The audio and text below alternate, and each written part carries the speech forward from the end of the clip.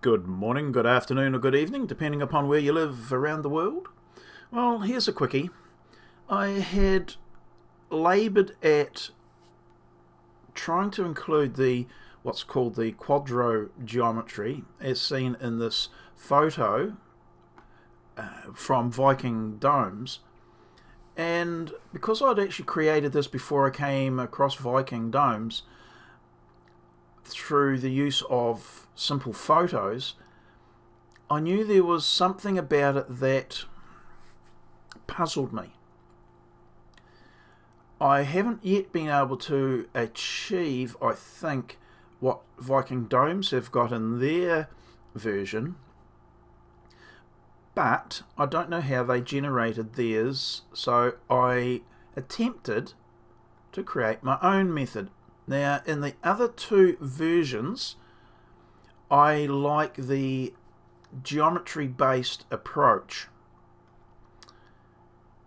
So, in my process, which I've got one, but in the process, I decided to go backward to how I'd achieved some of my shapes of the domes previously.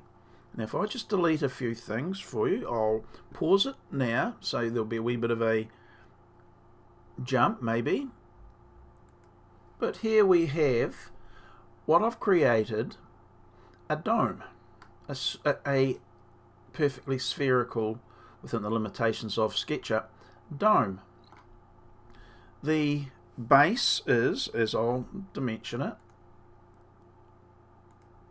1 metre by 1 metre, but you have to draw the dome from the diagonal to get the full look of the dome. The method that Viking domes show is the base being divided up into what looks like even grids, and the projection of the points up onto the dome surface. The only way I could do that was by projecting lines up, and where they intersect or penetrate the dome, I use those as the points upon which I can create my surface here. So as the lines were popped up through, I'd use those to create this structure. Success? Well, we're back to having a not pleasing relationship of the surfaces or the shapes, and there's still acute angles. Some are more acute than others, and this one particularly so. So that's not pleasing for my way I look at things. But these were generated from an equidistant set of lines based on this 1 metre square. So this one here, if we project down, in theory, yes, it strikes there, and if we measure out, it should be 500 millimetres, and that's what it is. So everything is based on this is equidistant, but we wind up with this problem, this disproportionate surface situation. So I back out of that, and these are these lines here at the 500 mark on the dome, and they were the points of creation for the dome. Right, I'll unhide things now, and we get a bit more of an insight. This is going to be the shortened version, if you're lucky. So here was the 3 divisions of that square. We only need the 2, but try as I might, when I was trying to replicate it, I couldn't quite get what I thought was the desired outcome. So, and remember, I was always wanting to use the geometry in some way of the dome to create the structure. This was one iteration. Actually, I might just, while we're here,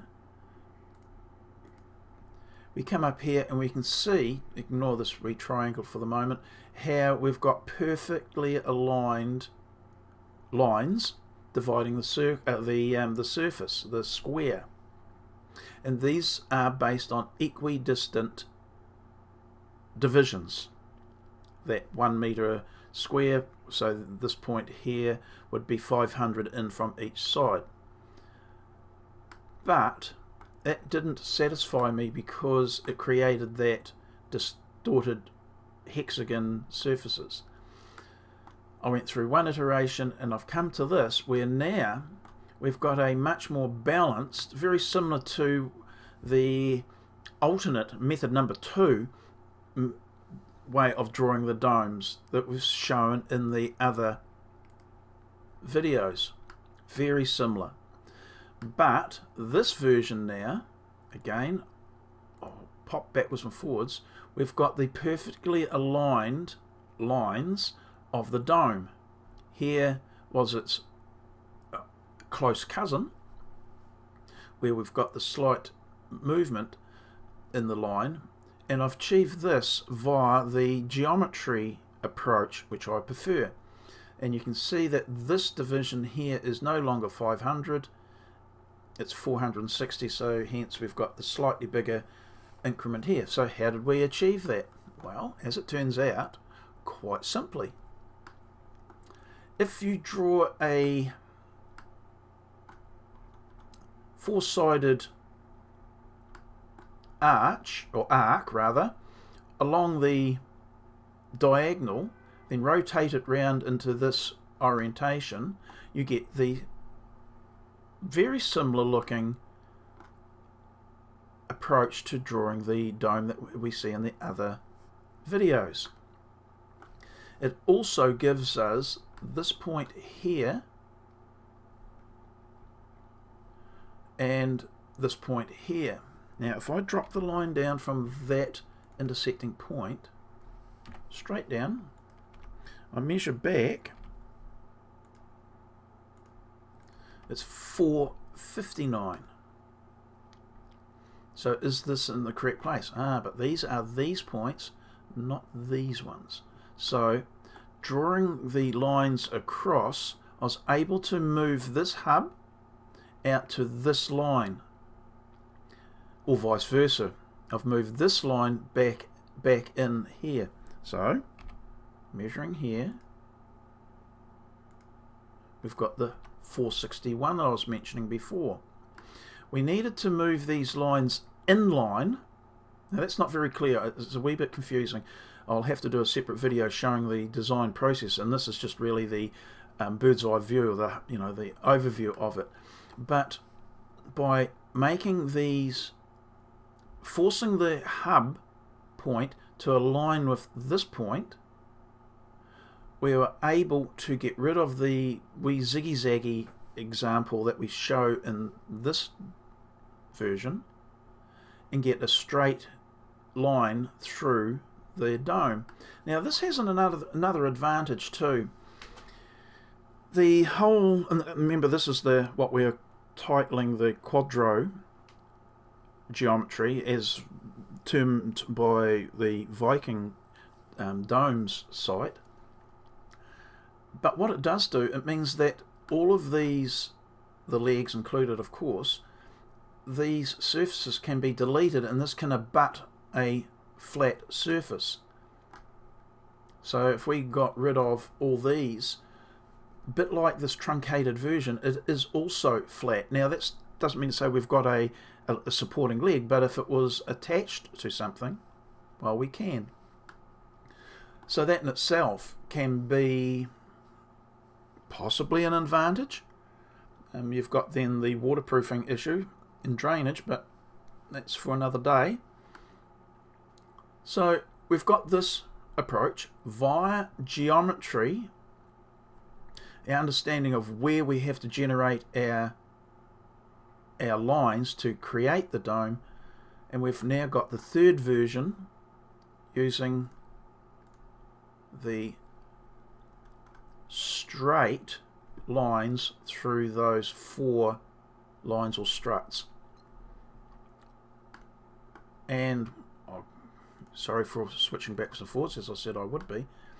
And when we go to modify this leg to reduce it, we retain this, retain the longest strut, and as I said, the archway here, as I've been saying in some of them, I do like the more gentle archway or arcing side, we can obtain through this particular method.